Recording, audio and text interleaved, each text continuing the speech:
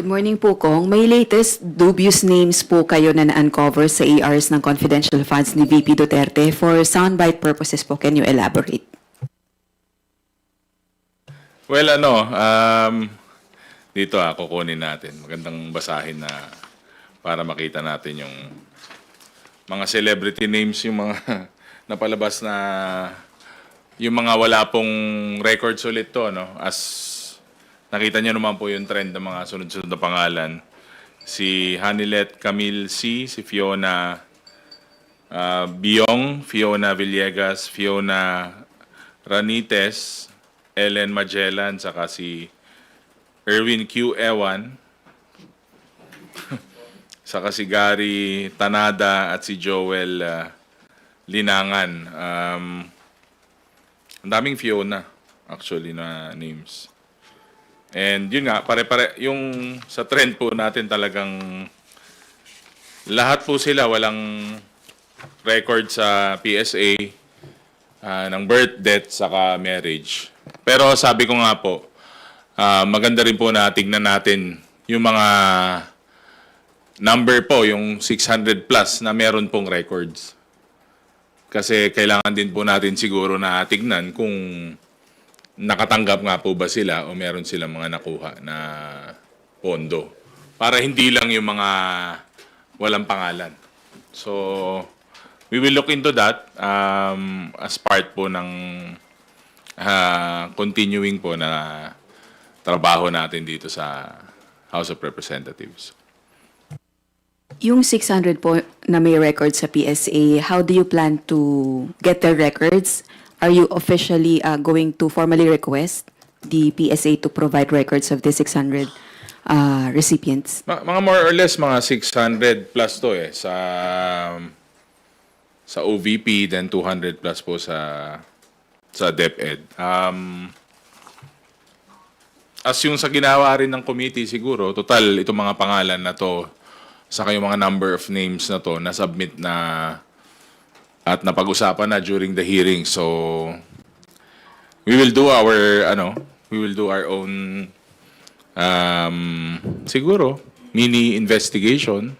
Pero nandiyan naman po yan sa committee level na, so makaka-request naman po tayo. Sir, tapos na po ba kayo magrepaso ng 4,000 ARs ng confidential funds? Or may aasahan pa tayong makikitang mga dubious names na dadagdag doon po sa listahan? Well, madami po yung pangalan eh. So, parang parang teleserye, di ba? Pakonti-konti, may lumalabas. So, again, we have to verify. Mas maganda naman po na sigurado po tayo na itong mga pangalan na to meron or wala pong records. Kung since part po kayo ng leadership pero hindi kayo part ng House Prosecution Panel, I guess the House prosecutors are updating you on the latest about their discussions and impeachment preparations. Can you share something to us po? Itong nakaraang 2 linggo medyo I know that they're preparing and nag-aaral po sila. Pero ako po more on actually, galing sa inyo po yung mga latest na information na nasagap ko. Kasi nga, parang 2 linggo nga po na higit na nandun ako sa probinsya. Continuously campaigning, but tinitignan pa rin po natin yung mga nangyayari sa national scene. I know that they're preparing. I know that they're meeting. I'm not sure ng frequency nila kung gaano sila kadalas mag-meet saka mag-preps ngayon. But still, syempre, kahit na election po, tuloy-tuloy pa rin po ang trabaho ng prosecutors natin. On our part, syempre, we will support the leadership, we will support the House in terms of what we can do lang naman po. Kami naman po, nandito lang naka-ready na humaharap po sa taong bayan saka sa ating mga kaibigan sa media para mabigyan po ng kaukulang impormasyon regarding po dito sa parating po na impeachment natin. Last on my part na lang po, nakabalik na po ng Pilipinas si VP Duterte kahapon, kagabi, after almost a month na pagstay sa The Hague para po asikasuhin yung kaso ng tatay niya after the turnover to the ICC. Do you have any message for her in relation to the pending impeachment trial? Welcome back po to our VP. Hindi ko alam kung bibigyan niya ako ng pasalubong. baka, syempre maganda nakabalik siya kasi nga paghahandaan na itong mga susunod na buwan. At in terms of yung biyahe niya, personal trip naman kasi talaga yun at naiintindihan pa namin. So, welcome back po, ma'am. Sundot lang, do you think she will be more prepared to face the impeachment trial now that she has returned already to the Philippines? Well, I guess she should be prepared kasi when we were doing the hearings, parang they were actually asserting na mag-impeachment na lang, di ba? Para sa korte, pagdebatehan sa korte, ilatag yung mga ebidensya. So I think they should be. Thank you, Rosalie. Gab Lalo from Inquirer Online. You're recognized. Sir, good morning. Sir, I'll play devil's advocate lang kasi may mga tao, including mga supporter ni VP Sara, na nagsasabing parang gawa-gawa lang yung mga pangalan na nilalabas ng House doon sa mga acknowledgement receipts. Kasi nga naman, parang hindi naman daw sila tanga para gumawa ng ganong mga weird na pangalan. Ano pong masasabi niyo doon, sir? Well, sabi ko nga, sa briefings, sa hearings, wala naman pong napaliwanag, wala naman pong maayos na pagsagot kasi nga parang evasive sila sa issues na yun eh. So, meron pong procedure dyan, meron pong guidelines dyan. At sabi ko nga, meron na pong impeachment at sabi ko nga, hindi pwedeng sagutin yung mga tanong na yan. Eh, ang point lang naman natin, pera ng taong bayan yan. So, pag nasa ground ka, talagang alam naman ng tao na pwedeng gumamit ng code names, ulterior na names. Pero sabi ko, ang dali lang ipaliwanag yan eh. Pag napaka-simple naman po, susundin lang yung guidelines, may paraan po dyan sa paggamit ng confidential funds. Meron po dapat sundin tungkol dyan. Eh, nung hearing pa lang dapat napaliwanag na nila yan. Kunyari, sir, nung hearing, nung kasagsagan ng good government hearings, nagsabi ang OVP na, confidential to, pwede ba naming i-reveal kung sino tong mga to through an executive session? Would the House have agreed with that? Actually, nasabi ko yan sa isang interview na kung humingi silang executive session pero they had all the time, they had all the chances, sabi nga nila. Pero wala naging show yung nagkaroon ng puro drama. So, ang hirap po na tansyahin yung kada hearing noon kasi nga laging may pagdating diyan sa part na yan hindi na po klaro lahat, wala pong kasagutan. Hanggang ngayon wala pa pong sagot. Kaya nga sabi ko sa impeachment na rin siguro magkakaroon ng mas klaro na kasagutan tungkol dito. Pero right now, sabi ko, maganda rin po makita yung anggulo ng mga tao na mayroong pangalan at mayroong pong pagkatao at may requirements po from the PSA. At syempre, itong mga taon to, maganda rin po malaman kung nakatanggap nga po ba sila o hindi. Sir, last na lang on my end. I know you can't speak for OVP or for the Vice President, pero sa tingin niyo, sir, kasi kayo yung nagre-release na sa inyo nang gagaling yung mga review ng mga kakaibang pangalan eh. Ano yung tingin niyong nasa utak nila nung ginawa nila yung mga ganitong pangalan? Kung sakali nga na fictitious tong mga to. Parang kakaiba kasi eh. Parang nilaro eh. Oh. Well, tingin ko sanay na sila. Alam nila kung paano patakbuhin yung ganitong sistema. More specifically yung sa confidential funds. Sinadya man o hindi, alam nila yung gagawin nila. Yun lang ang aking opinion tungkol dito. May mastery na siguro.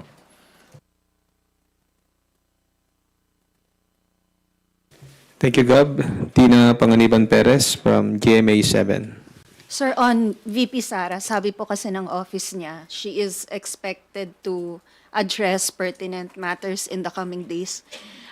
Should she already answer pending questions on the fictitious names? Kasi ilang buwan na rin naman po yung questions na yon, or intayin na lang yung trial?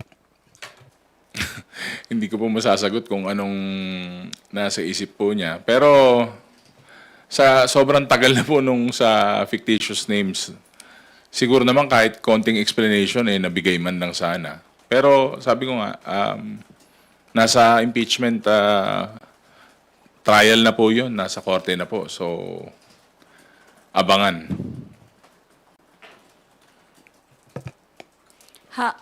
Sir, sinabi niyo kasi may procedure and guidelines. So, kapag nilabas nila sa trial, wala naman pong malalabag na confidential information doon? Pag ganon? Well, depende na po sa flow ng impeachment trial yun. Sa tingin ko, kailangan nilang ilabas yun. Kasi malaking question mark po ito eh. Actually, ito yung isa sa pinakamalaking question mark out of all the articles para sa akin. Kasi napakalaki po nung amount. May tama pong proseso dyan at kaya po nilang proteksyonan itong mga taong to. Kung totoo man silang tao o hindi, at totoong confidential in nature po yung operation na nangyari. And I guess, kayang-kaya naman po nilang i-provide yung tamang security po dun sa mga taong yan. Pero yun nga, mapapaisip ka po talaga kasi parang ang tingin mo dito sa mga taong to, multo na wala pong pagkatao. Nakalimutan ko yung tanong. Babalik na lang ako. Okay, Tina. Kat Forbes from Radyo Pilipinas.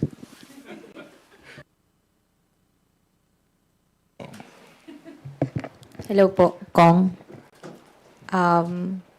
Lipat lang po ako ng ibang topic, no?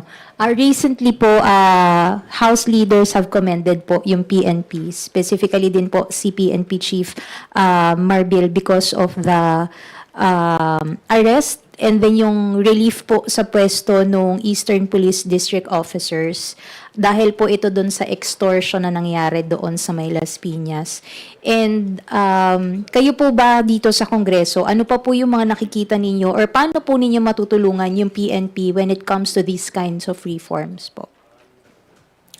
Ginagawa po ng PNP yung trabaho nila.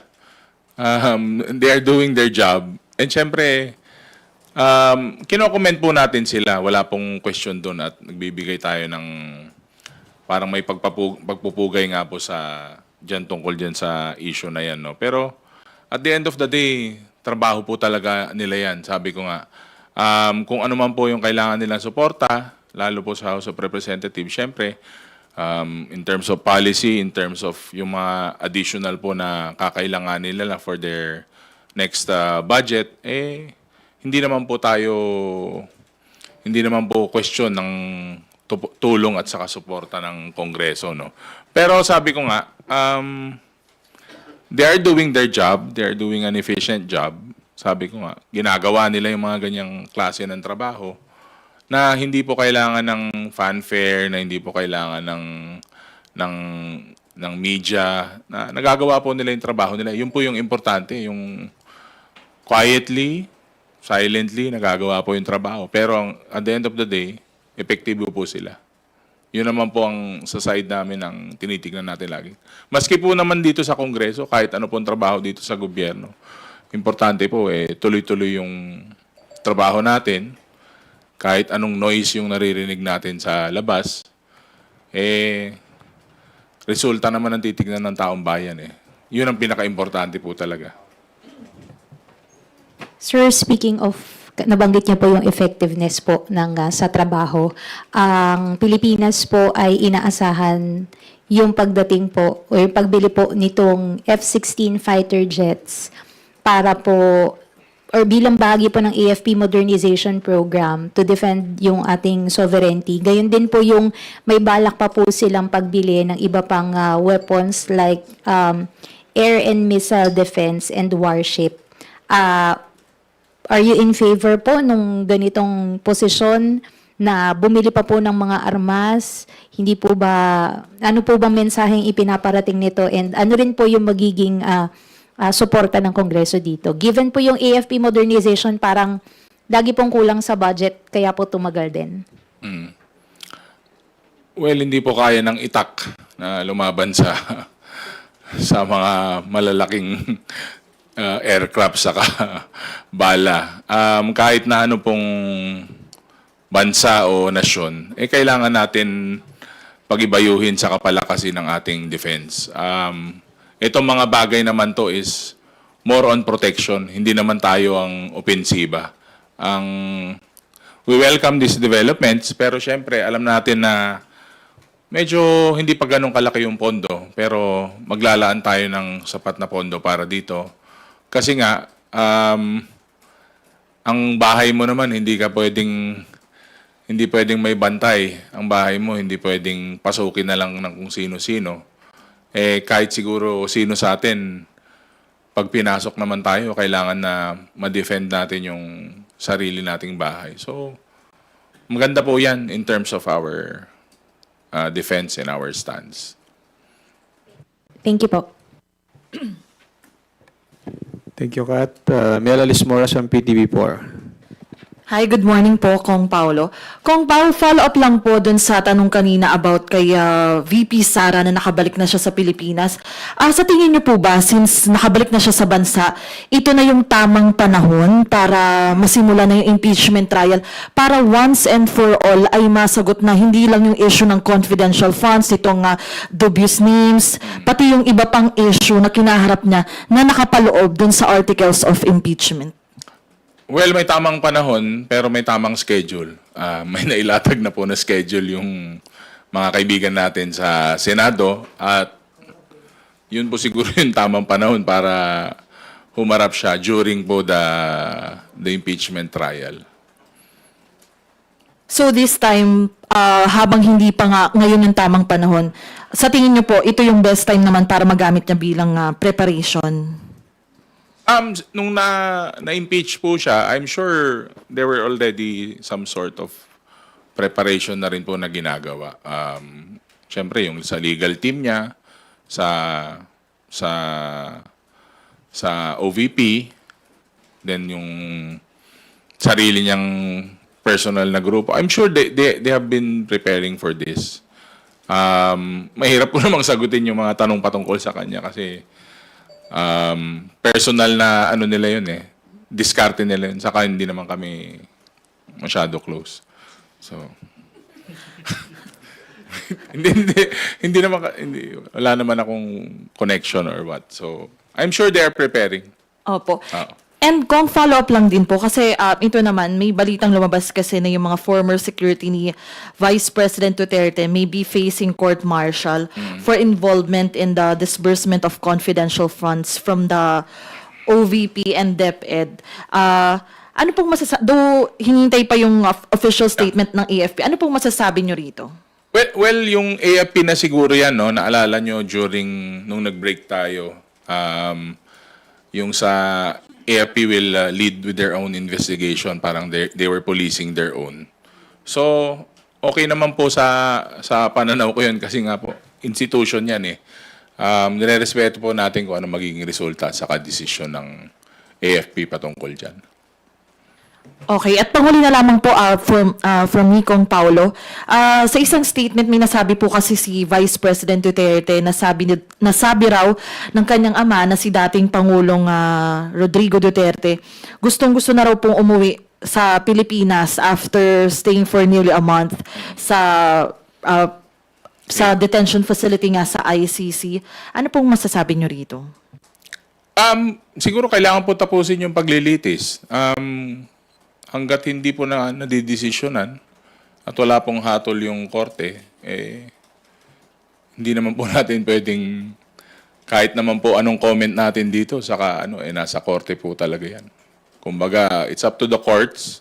They will decide if when o kailan po na maaari po makauwi ang dating Pangulo.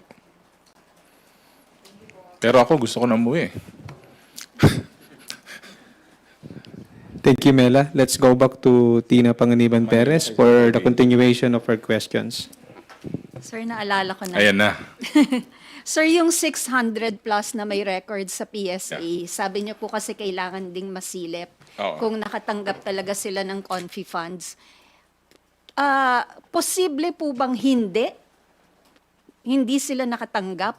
And if so, ang ibig sabihin po ba noon may possible criminal charges after the trial? And sino-sino po yung pwedeng makasuhan? Well, lalabas po sa trial natin yan. Pero yung tanong mo, ma'am, dun sa posible or imposible, pwedeng pareha yung sagot nun. Either nakatanggap nga sila or hindi. Ang sure lang po natin, yung mga fictitious names, malamang baka hindi na po nakatanggap yung mga yun. Baka pampadagdag na lang po sa listahan at yung mga may records nga po, baka hindi nga imposible pero baka posibleng doon napunta yung bulk po ng mga questionable na pera na hindi pa rin may paliwanag ngayon. But again, meron po tayong impeachment. So, sobrang, baka 90% ang mga tanong nyo tungkol sa confidential funds, doon po talaga masasagot at doon po ma-reveal. Pero sir, yung criminal charges kasi hiwalay siya Yeah. sa trial. So, sino-sino yung posibleng makasuhan kung totoo mang may mga na-magic na pondo? Well, that's the best place na ma-reveal po yung mga pangalan na yun. So, syempre, yung mga nagpalabas po ng pera or unless na direct command responsibility po yan, doon na po yung mga pwedeng kasuhan talaga. Thank you po, sir. Thank you. Thank you. From Billionaire TV, Sandro Ochoa. Sir, balikan ko lang yung question ni Ate Tina. So, is it also a possibility na tumugma lang, by chance tumugma lang dun sa PSA records yung mga pangalan, pero hindi rin sila nakatanggap? Pag medyo pag medyo kailangan mo ilagay yung sarili mo sa sitwasyon na hindi ka nais-nais.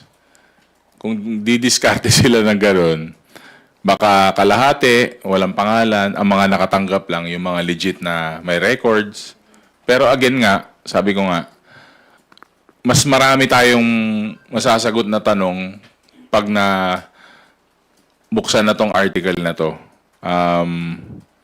At this point, na lang tinitignan na lang natin, sinusuri natin yung mga 1,000 plus na names, mga from the OVP, 1,000, yung 700 plus names from the DepEd. Tinitignan na lang po natin kasi nga, yun na lang po ang isang way na para mabawasan. Minsan, mahirap na matulog sa gabi kasi pag pinipikit ko yung mata ko, nananaginip ako kung totoo bang tao itong mga to. Minsan gabi-gabi mo na naiisip So, yun na lang po yung paraan para mabawasan ng konti yung agam-agam mo is to check with the national government agency, specifically itong National Statistics, itong NSO.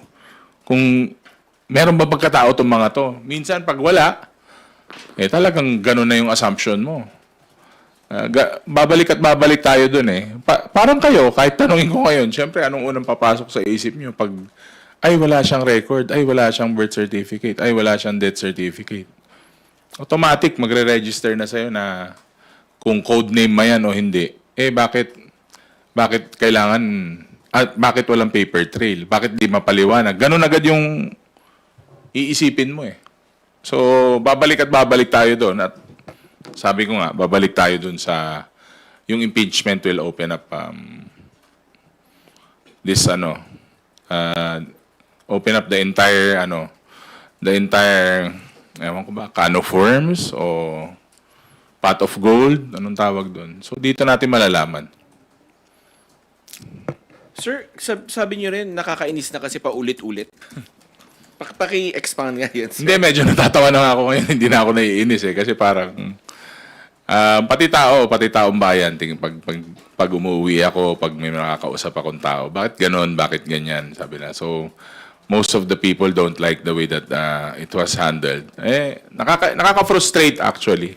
Pero ang silver lining na lang natin is may impeachment. So, that's the proper forum, that's the proper place.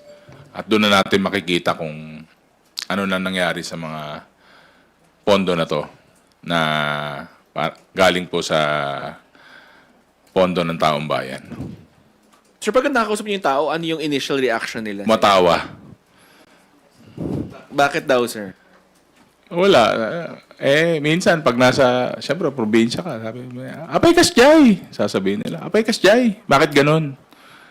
Nyamatan, bakit ganun? Bakit? Ilocano sila, siyempre.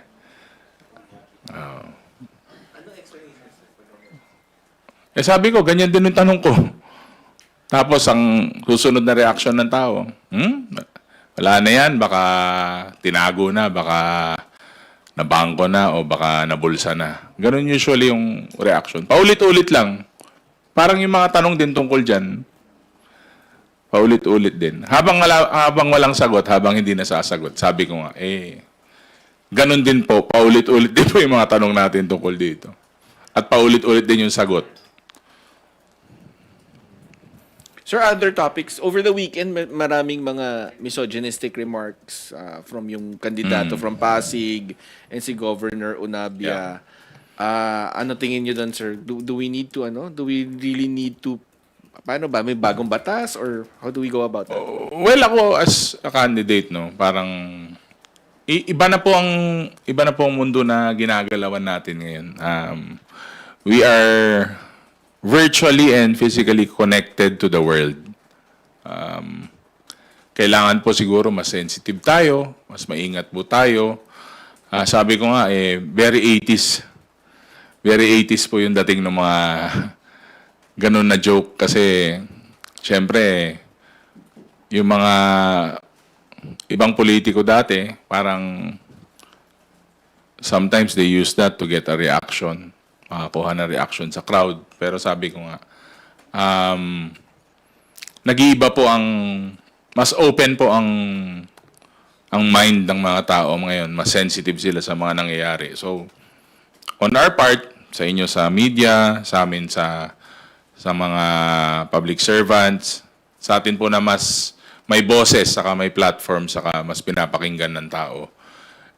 Dapat po, kaysa po na we go down that path at ganun po yung mga gamitin natin sa mga speeches, mas maganda po yung nagbibigay tayo ng positive na mensahe, nagbibigay tayo ng, sabi nga nila, dapat di tayo nauubusan ng messages of hope para sa taong bayan. Kasi minsan, baka yung taong sobrang hirap na ng pinagdadaanan, kahit na isang salita lang na magbibigay sa kanya ng boost, saka magbibigay sa kanya ng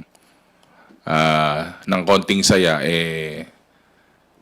natulungan mo yung tao na yun dahil lang sa isang salita na binitawan mo. So, siguro kailangan mas aware tayo, saka sensitive tayo. Sir, totoo ba na mahirap pag ganun sa kampanya? Mahirap kunin yung attention ng crowd? Depende sa politiko yan. Ako, okay naman. Depende po sa lugar, depende sa tao. Pero I've seen a lot of great talkers, I've seen a lot of great politicians na minsan kahit ngumiti lang sila, tatahimik na yung buong crowd Ewan ko, hindi ma-explain ng theory or political science yung ganyan. Sabi nga nila, parang minsan pag hindi na-aaral kasi yung charisma saka yung dating sa tao. So, to add to your question, to your point, depende po talaga sa tao. Parang walang explanation tungkol doon. Although, sa tanong mong yun, medyo umikli na po yata yung attention span ng listeners saka tao as compared to the previous years. Kasi nga po, meron po tayong technology, may screens po tayo. So divided po yung attention minsan sa pakikinig. Minsan kahit pinapakinggan nila yung tao sa harap, pinapanood pa nila yung live ng tao eh. Hindi, totoo yun. Nangyayari talaga yun. So, siguro part ng changing world yan. Pero naniniwala ako na pag yung tao may plataforma, may pinaglalaban, saka meron yung it factor na sinasabi nila. Totoo yun. Kala ko rin nung una parang sinasabi-sabi lang. Pero iba rin yung may dating po yung nagsasalita. Thank you, Kong. Thank you po. Thank you, Sandro. Billy Vegas from Abante Politico. Kung magandang umaga po. Kung hihingi lang ako ng insight, baka alam niyo yung tatahakin ng investigation bukas ng TRICOM. Well, ganun pa rin po yun. Tuloy-tuloy pa rin po tayo. Hindi po ako eksaktong sure kung sino yung mga darating na personalities. Kasi nung last week po, napag-usapan na may mga celebrities na iimbitahin. Yung mga may experience po sa na biktima po ng fake news. Pero I'm not sure kung ilan po yung nag-confirm. But again, yung maganda po yung yung topics, yung mga na-open up po nung huling hearing natin. Nakita po natin kung gaano ka destructive saka ka-powerful yung social media, no? Saka yung paglaganap din po ng fake news. Actually, sa provincial level po, ngayong eleksyon, grabe. Grabe po ang fake news. What we're expecting na mas marami po tayong makuha na insights from our resource persons, no? Kasi gusto po natin, kung meron man tayong gagawin na batas, medyo sensitive po dun sa part ng ng freedom of speech. At sisiguraduhin po natin na hindi po maapektuhan yun. Pero sisiguraduhin po natin na hindi maging parang fifth sense na po ang fake news. Kuya Billy.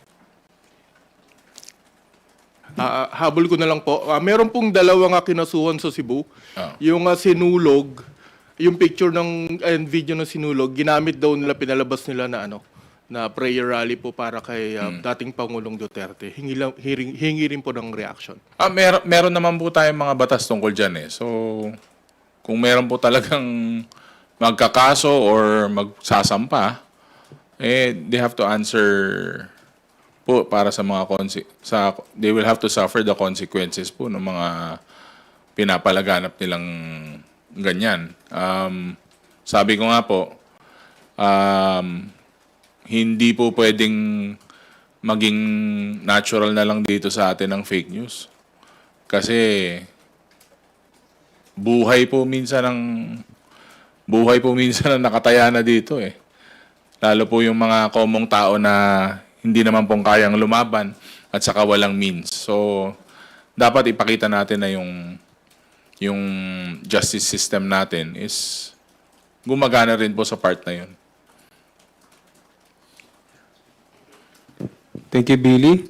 Earl Tobias from IBC 13.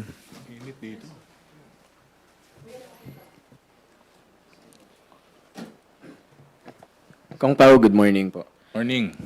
Sir, Harry Roque topic lang. Kasi the BP herself already came back to the Philippines and then mismong yung head ng legal defense team ni former President Duterte said hindi part si Roque ng legal team doon sa The Hague, Netherlands, pero hindi pa rin po umuwi si attorney na pinaghahanap pa rin po ng mga otoridad. Reaction lang po ko. Hindi pa uwi siguro yun. Baka hindi na umuwi yun nitong mga susunod na taon. Ewan ko. Hindi ko alam kung paano siya nag-iikot eh. Palagay ko hindi pa babalik yun. Hindi ko masagot. May mga sarili siyang rason. Siguro meron siya mga kailangan balikan dito. Sabi ko nga, may mga kaso siya. Saka meron po yung inaantay na napatawag sa kanya sa Kongreso. Alam naman po natin lahat yun, pero sa palagay ko, hindi pa po siya uuwi.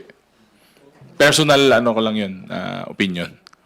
Pero sir, how does it look like? Kasi dati naman ding part ng congressional body si Attorney Harry Roque, pero yung contempt order na alam niya rin naman kung paano nagpo-proseso o paano tumatakbo, ay tinatanggihan niya rin po ngayong sitwasyon. Well, tinatakbuhan nila yung proseso, tinatakbuhan nila yung Kongreso, tinatakbuhan nila yung mga dapat nilang harapin. Ganun lang naman po kasimple yun. They are running away and traveling to different places. So, baka nag-enjoy siya dun sa Netherlands, na-enjoy niya yung biyahe niya. Ewan ko kung nandun pa rin siya. Kasi balita ko, maganda daw ang klima dun.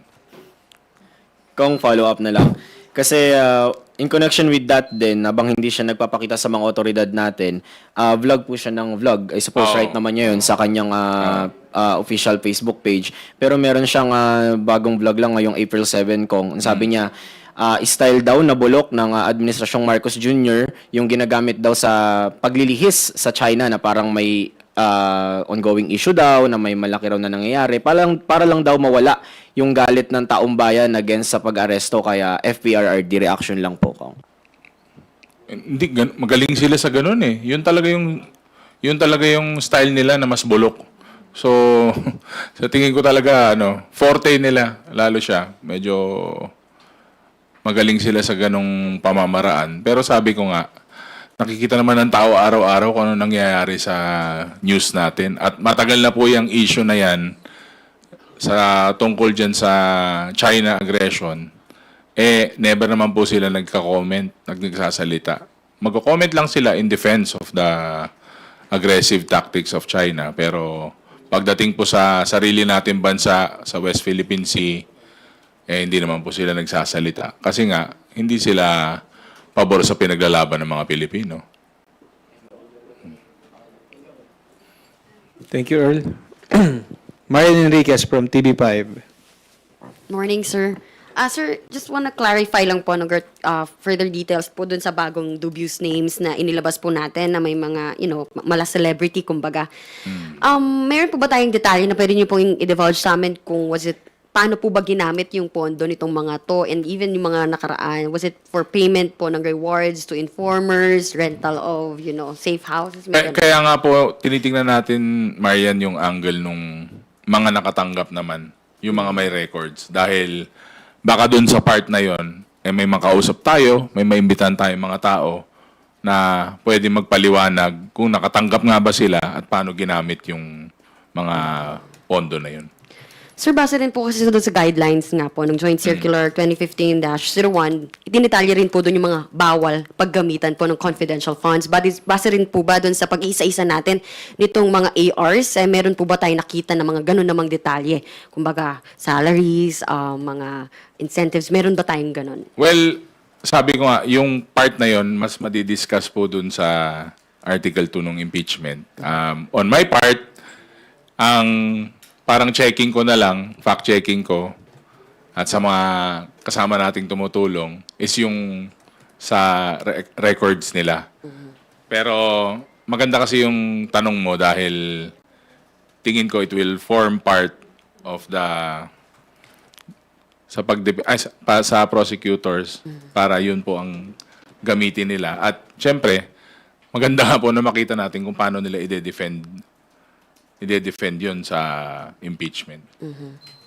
Thank you, sir. Sir, you also mentioned po kanina na noon, pag nasa ground kayo, tinatanong kayo ng mga tao, madali lang naman ipaliwanag kung gumamit nga ng code names, no? Napakasimple, susundin lang yung guidelines. Also po, it was stated po doon sa Joint Circular nga 2015-01 kung paano raw po pwedeng strengthen yung accountability. Lahat ng agencies po na nag-disburse ng CONFI or Intel funds ay kailangan mag-submit quarterly po ng accomplishment report sa specifically din yung details and documentary evidence. Isasubmit po sa Office of the President, Senate President, and the Speaker of the House. So, tayo po ba? May kopya na po tayo rin ng mga to. Kung sinasabi man na mayroong totoong mga pangalan sa likod ng mga to, kung yun man yung argument ng mga code names na to, sealed man nito, parte po ito ng mga sinusumite sa quarterly po. Meron na po ba tayong kopya nito or nakapag-request na po ba sa Office of the Speaker? Personally, ako wala akong copy. Pero sabi ko nga, ito yung hindi nila may paliwanag eh. COA nga po ay, nasabi po ng COA na wala rin po sila. May list of names sila, pero yung pertinent na mga attachments sa mga kailangan po na kasama nung mga pangalan na to, eh, hanggang ngayon po, wala pa naman po. Siguro kaya hindi nila masagot, pero ako kasi minsan, parang may point na ng frustration, kaya inaasa po natin na talagang doon na po sa impeachment to lahat, yung bulto na to. Pero sabi ko nga, yung agam-agam ng tao, yung question ng mga tao, eh, hindi naman po tumitigil kasi nga, wala pong paliwanag, wala pong sagot. Again, we were expecting na may executive session during the hearings kasi nga may confidentiality ito. Pero up to now, ganun pa rin po. Question mark. Thank you. Also, clarify ko lang po, you mentioned kanina na sinadya man o hindi, may mastery na siguro doon sa paggawa po Yeah. ng mga ARs. Are we saying na this has been the practice maybe ever since their, how they spend their confidential funds pa po? Davao LGU. You would assume na ganun kasi nga po, mula pa sa LGU level hanggang dito sa national level is may certain form of mastery. Eh, ang problema lang doon, wala po nag-question. Eh, ngayon, meron po legislative inquiry patungkol dito. Eh, kung may mastery ka na nga, actually, dapat mas madali mo na napaliwanag sana. Pero, baka kailangan pa nila mag-doctorate kung kulang yung masters nila. Kasi nga, big question mark po, not only in the hearings, but during the briefings pa. So, hanggang ganito na lang po muna tayo. Tatanungin natin. Kung wala makuha ang sagot, eh, sagutin nila sa impeachment. Sir, last na lang. Do you think po, since mukhang ito po yung naging practice, ganito rin siguro ba yung practice sa iba't iba pong mga ahensya and ngayon lang din po talaga tinignan mabuti? Well, dapat po masunod yung proseso. Kung ano man ahensya yan, kung ano mang departamento yan. Sabi ko nga nung isang interview ko, kung may lumabas na problema at malaking concern, the House will not hesitate to have a legislative inquiry about this. Kung ano man yan, kung ano mang departamento o ahensya. Dapat sundin yung tamang proseso. Thank you, Marian. Ed Galvez from FEBC Network News. Morning, sir. Sir, merong interview si BP Sara sa The Hague. Na ang argumento niya, walang nilalabas na pangalan doon sa mga drug war victims. Ano po ang tingin niyo rito? Drug war victims? Yes, sir. May mga pangalan po na nilabas. Pero yun ang inaano niya, wala raw mga lumalabas. During our Quadcom hearings, nandun po yung pamilya nila, nandun po yung mga biktima. Kahit di na po ilabas yung pangalan, nakita ko po sila eh. Nagsimba po sila sa Kongreso, nandun po sila during the hearing. So, legislative inquiry yun, hindi lang sali-salita, hindi lang sabi-sabi, hindi lang statements. Talagang nandun yung mga tao nasa harap namin. And backed up by forensics pa, yung mga nangyaring EJ case.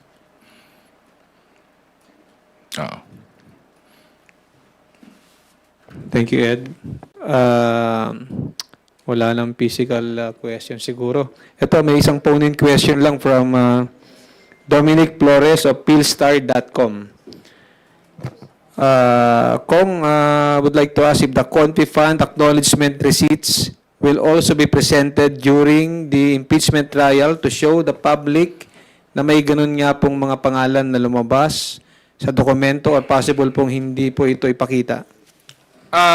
Sabi ko nga, we'll leave it to the prosecutors. But kung ako yung nandun sa lugar nila, that will form a big part of the sa Article 2, sa mga ebidensya po doon. Kasama po lahat yan, I'm sure. Pero ayoko naman pangunahan yung ating mga prosecutor.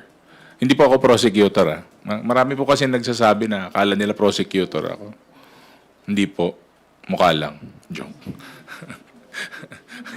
Thank you, sir. Marami talaga nag-aakalang prosecutor ako. Hindi pa, sa ngayon.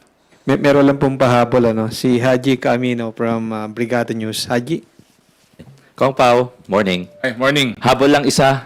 Sabi kasi ni Attorney Harry Roque, yung Pilipinas na lang daw po ang bangag na bangag sa ICC. Kasi meron na daw po mga nagwi-withdraw isa-isa. Yung Hungary, nabanggit po niya. Ano pong comment niya doon, bangag na daw po. Yung Pilipinas na lang daw po ang parang nag-ano sa ICC. Bahala na siya kung anong gusto niya i-comment kasi pag hindi naaayon sa gusto niya pag hindi naaayon sa gusto niya, hindi maganda. So, yun ang mahirap pag nagre-release tayo ng mga careless na statements. At hindi siya po pwedeng magsalita para sa ibang bansa. Umuwi na lang siya dito para makapagsalita siya para sa Pilipinas. Kasi sabi ko nga po, iba't iba po ang estilo at iba't iba po ang karakter ng mga iba't ibang bansa. Hindi po pare-pareha yan. Kung magbibigay siya ng mga ganyang statements, mas maganda gawin niya na lang po dito sa Pilipinas para maipaglaban niya yung mga pinaglalaban niya.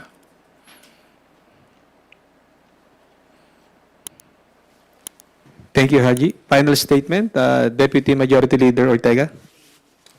Wala na yata akong statement. Ayan, may pasabi. Sige, tuloy lang. Okay lang. Okay. Okay, Sayo pa IBC, Congress TV. Good morning, sir. Sir, ano po masasabi niyo sa ginagawang pagpapalakas ng AFP sa pagbili ng o plano na pagbili ng mas maraming weapons at saka po yung possible delivery ng US F-16 fighter jets? Sabi ko nga po, yung ginagawa po na modernization is geared towards defense. Kahit sino pong bansa kailangan may kakayahan po na ipaglaban or ipagtanggol yung kanyang sarili. Again, it's a step in the right direction. Pero sabi ko nga po, alam ko po na hindi pa enough yung pondo po natin, but paunti-unti at least we are modernizing kasi ilang taon na po yata na pakonti-konti lang po yung upgrade natin. So, we have the chance to better our defense and we have the chance na yung AFP natin is mabigyan po sila ng kaukulan na pondo para po magamit sa pagprotekta po ng ating bansa. Thank you po. Thank you, Sai. Final statement, sir. Maraming pong salamat sa ating mga kasama sa media at sa mga nakinig po ngayong araw. Tuloy lang po yung trabaho natin dito sa Kongreso. Kahit po election period or nasa probinsya po kami, sinusubukan po namin na magbigay po ng oras para po masagot yung mga importanteng mga tanong ng ating mga kababayan. Thank you.